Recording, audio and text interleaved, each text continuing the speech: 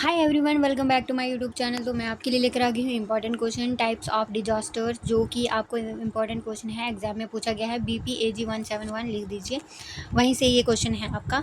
आपको पूछा जाएगा टाइप्स ऑफ डिजास्टर, तो आपको यहाँ पे ये बतानी है टाइप्स। इसकी दो कैटेगरी में ये बांटा गया है। तो एक है water and climate related distance, और नहीं, यहाँ पे आपको देखो, यहाँ पे आपको जो है as per high power committee report 2001 में disaster can be classify two major category both natural and man made and several sub category overview of the disaster category. मतलब दो तो उसमें हैं और फिर और भी हैं। चलिए हम सब देखने वाले हैं, इसमें ही इम्पॉर्टेंट है, ये याद कर लेना है।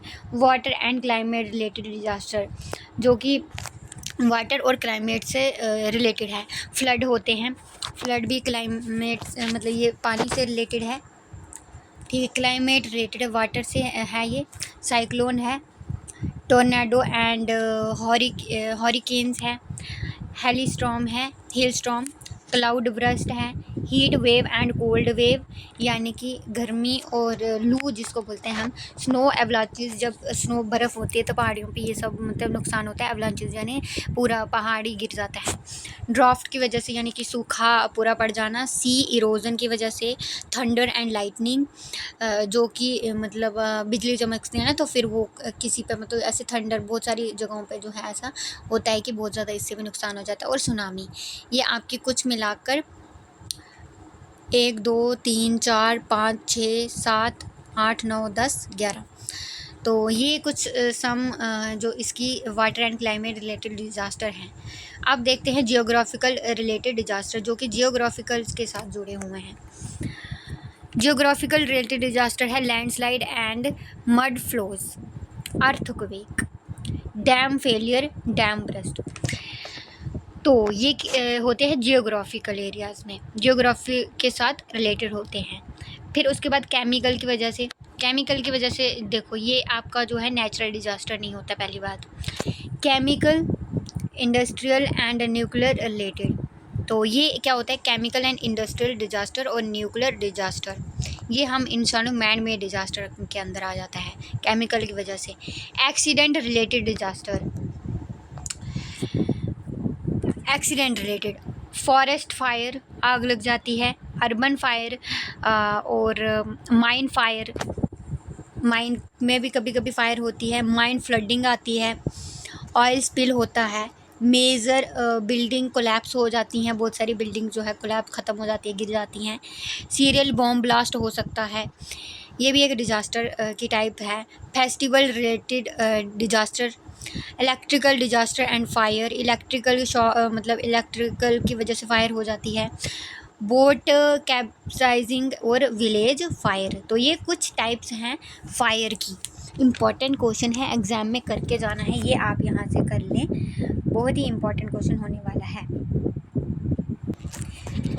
ये है important cheese, important question. Risk assessment and evaluation में से अगर आपको क्वेश्चन आता है, आपने यहाँ पे लिखना है risk assessment is defined as the methodology to determine the nature and extent of risk by analyzing potential hazard and evaluating existing condition of vulnerability that could pose a potential threat or harm to people, property, livelihoods and the environment on which they depend। तो risk जो है, खतरा जो है, define किया है methodology ने nature और extent of risk analysis potential hazard के थ्रू एवेल्यूएट होता है एग्जिस्टिंग कंडीशन ऑफ वल्नरेबिलिटी। जब वल्नर हो जाता है, जब मतलब उसकी कोई हेल्प नहीं हो सकती, जो ख़त्म होने वाली चीज़ पे हो जाता है। और पोज अ पोटेंशियल थ्रेट, जो कि हार्म होता है पीपल पे, जब ये चीज़ होती है पीपल पे हार्म होता है। प्रॉपर्टी टूट जाती है, मतलब प्रॉपर्टी पे हार्म होता है। लाइवलीहुड्स पे हार्म होता है। और environment on which they depend. तो ये सभी चीज़ें जो है यहाँ पे खतरे में आती हैं। रिस्क असेसमेंट यही है। Such assessment has significant administrative implication in that precise understanding of the underlying process of formulation of targeting risk reduction policies, precise Quantification of risk is often difficult in the absence of adequate data and proper analysis techniques. Moreover, certain areas are multi-hazard prone. बहुत सारे जो है multi hazard prone जब होते हैं, which pose another challenge of risk assessment. Risk reduction policy for such as areas would require risk assessment recording each hazard to arrive at an estimation of total loss. Beside risk are not amenable to simple qualification and cannot be easily either identified or quantified. Disaster risk is seen as a function of the hazard, exposure and vulnerability denoted by the mathematical function. Disaster risk function. Disaster risk जो है function hazard, exposure and vulnerability. Where exposure refer to the element which is affected by natural disaster, people and or property. जो कि exposure है वो refer करता है, element affect करता है नेचुरल डिज़ास्टर को, पीपल और प्रॉपर्टी में. To reduce disaster risk it is important to reduce the level of vulnerability. ये बहुत इंपॉर्टेंट है इसको कम करना, वरना ये ख़त्म कर सकता है सब कुछ. And to keep exposure as far away from hazard as possible by relocating population as property away from the hazard prone zone. तो विल्कॉन्सन डिज़ास्टर मैनेजमेंट सेंटर ये उन्होंने दिया है. तो इसका प्रोसेस क्या होता है? The process of conducting a risk assessment is based a review of both the technical future of hazard such as their location, intensity, frequently and probability. तो जो ये असेसमेंट होती है जो कि मतलब आइडेंटिफाई करती है, ये बताती है कि कहाँ पे मतलब ये हैज़र्ड होने वाला है, कहाँ पे डिजास्टर हो सकता है. लोकेशन को एनालाइज करती है, इंटेंसिटी को एनालाइज करती है, फ्रिक्वेंटली प्रोबेबिलिटी कितनी है, ये चीज़ इसको जो है मेज़र करती है.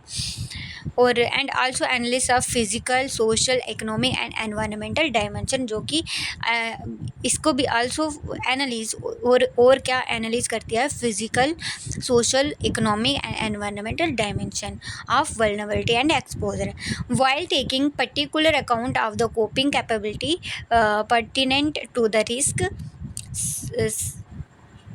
scenarios. ISDR risk evaluation initial assessment of proposed risk reduction measure from the point of view of cost efficiency. तो अब यहाँ पे देखते हैं हम रिस्क जो है, रिस्क परसेप्शन कैसे कर सकते हैं. तो जो रिस्क परसेप्शन है is understood as the awareness of risk, जो कि अंडरस्टूड समझाता है अवेयरनेस रिस्क की, रिस्क यानी कि खतरे से अवेयर करता है. Which differ among societies.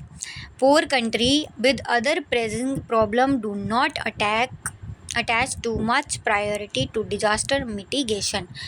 General level of awareness among people regarding the significance of disaster mitigation and preparedness is also quite low. Consequently, there is less interest and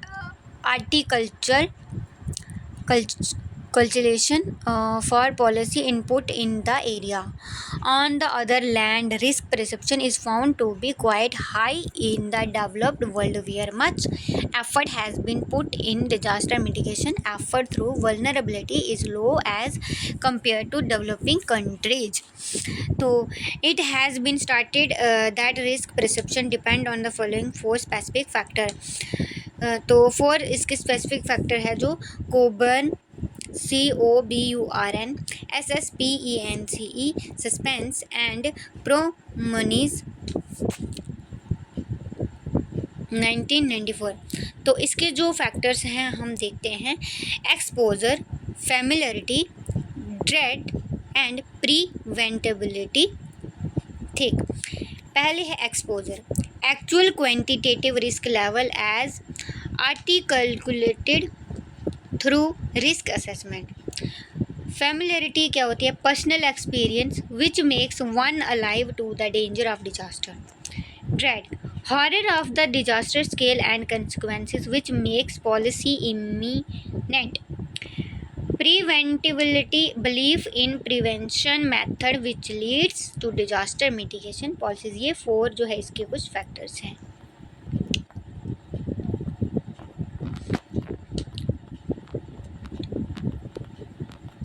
तो आपको यहाँ पे discuss the nature of risk assessment पूछा जा सकता है और explain the concept of risk पूछा जा सकता है. ठीक है. अब वल्नरेबिलिटी एक बहुत ही इम्पॉर्टेंट है. इसके मैंने फैक्टर ऑलरेडी बता रखे हैं, लेकिन इसकी टाइप्स अब देखो, इसकी टाइप्स पूछी जाती है वल्नरेबिलिटी की. अगर आपको पूछा जाए टाइप ऑफ वल्नरेबिलिटी और इसका नेचर, तो ये आप थोड़े पॉइंट यहाँ पे देख लो.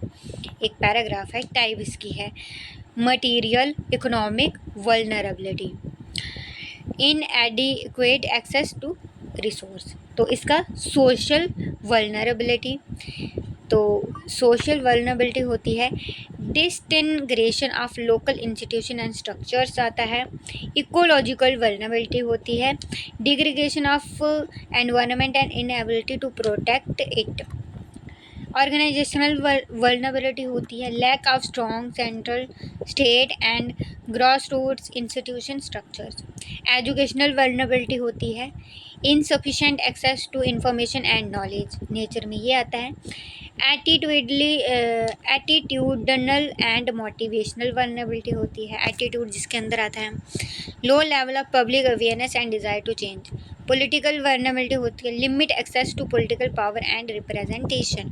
कल्चरल वल्नरेबिलिटी आ सकती है blind faith in beliefs and customs. Physical vulnerability होती है जैसे मतलब कल्चर में क्या होता है कि ब्लाइंड हम फेथ किसी पे करते हैं, उसका नेचर ये इसके मीनिंग है, मतलब इसका मीनिंग ये बता रहा है, ये इसकी टाइप्स बता रहा है, इसके साथ ही मीनिंग बता रहा है, जो कि इम्पोर्टेंट आपके लिए होने वाला है. ये कल्चर में आधे अंधविश्वास भी करते हैं, तो वही बता रहा है. फिजिकल वल्नरेबिलिटी में क्या आता है weak building and other. Physical में वीक मतलब कमज़ोर बिल्डिंग होती है और अदर इंफ्रास्ट्रक्चर जो as well as physical weak और वल्नरेबल पीपल. तो ये सब चीज़ें होती हैं जिसकी वजह से नुकसान हो जाता है. ये इम्पोर्टेंट कुछ क्वेश्चन था. तो आई होप वीडियो आपको अच्छी लगी है.